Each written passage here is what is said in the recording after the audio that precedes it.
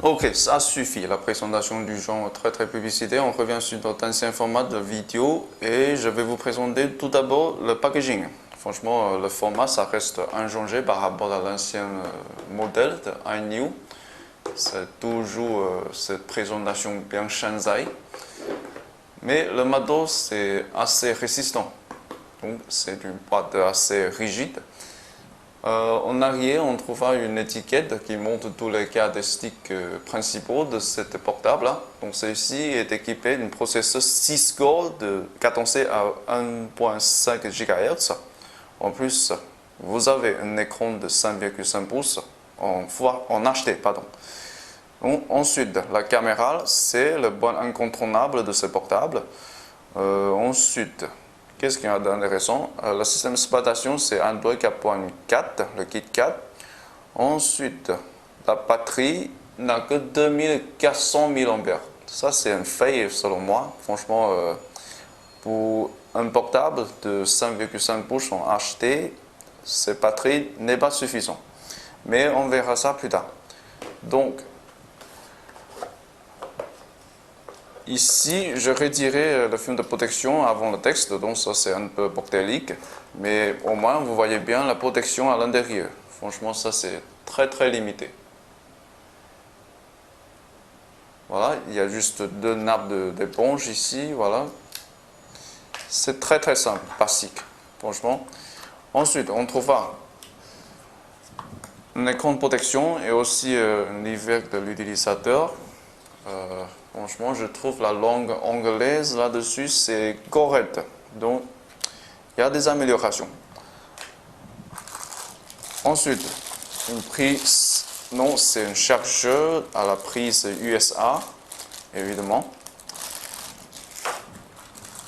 Et le câble micro USB. Et on passe à l'écouteur avec un contrôle, une commande filaire, mais comme toujours, c'est du chip. Donc, iNew, c'est toujours un fabricant très radin, il n'y a pas de batterie supplémentaire, il n'y a pas de câble OTG, mais ce qui est plus intéressant, c'est toujours ce smartphone. Ok, on va parler de notre bébé pour cette vidéo qui est le iNew V8. Franchement, la taille, ça c'est un peu plus grand que je l'imagine. Surtout avec cette caméra rotative. Ça le rend un géant dans la gamme de 5,5 pouces, franchement.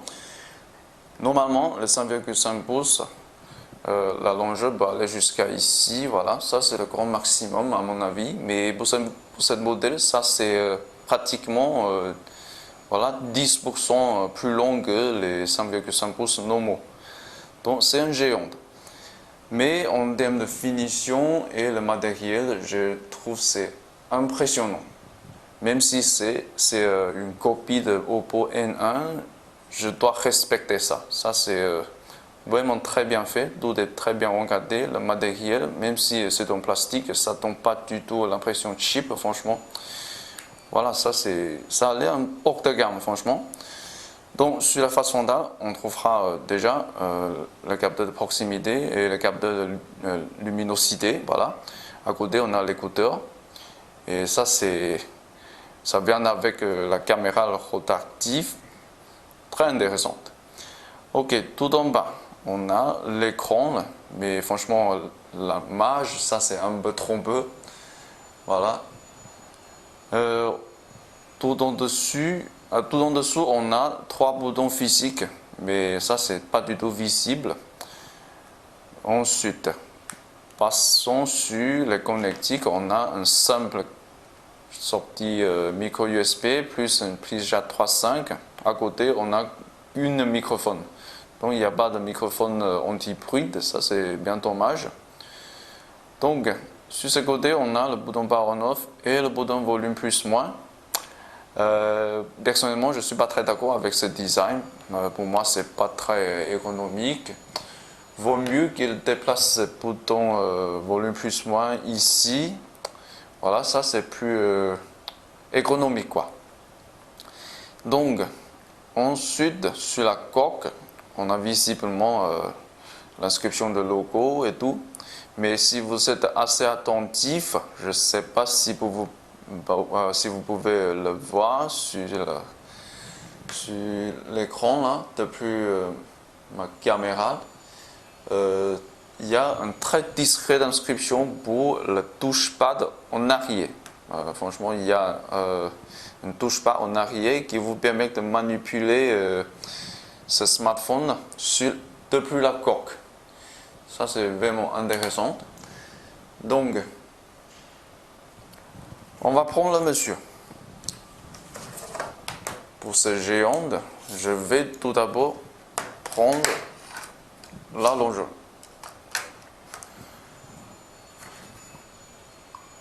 Alors, c'est 156 à peu près. Ouais, c'est un géant. Voilà. Ensuite, largeur, ça fait 77. Voilà. Ouais, assez correct. Mais l'épaisseur, faut pas espérer. C'est vraiment pas très compact. C'est un modèle plutôt constant. Voilà, ça fait presque 10 mm déjà. 9,6 mm.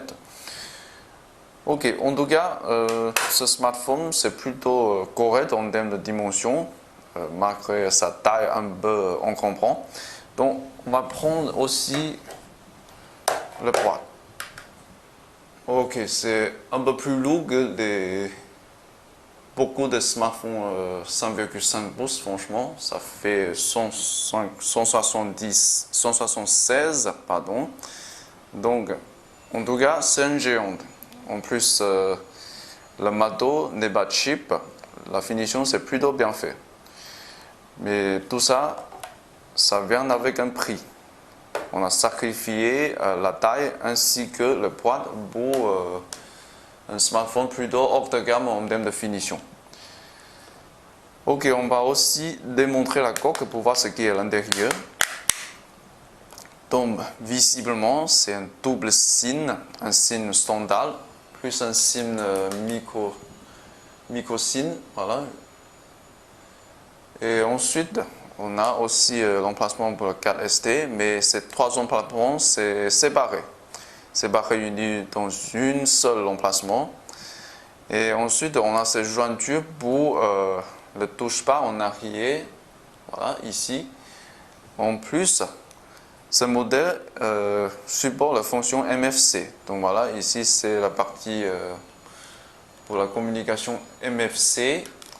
Donc, il y a plein de fonctionnalités. Mais je ne suis pas sûr si c'est tous pratique, mais on verra ça plus tard. Donc, on a aussi la batterie.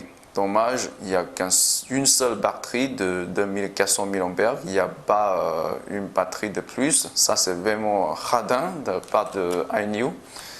Mais ils sont comme ça.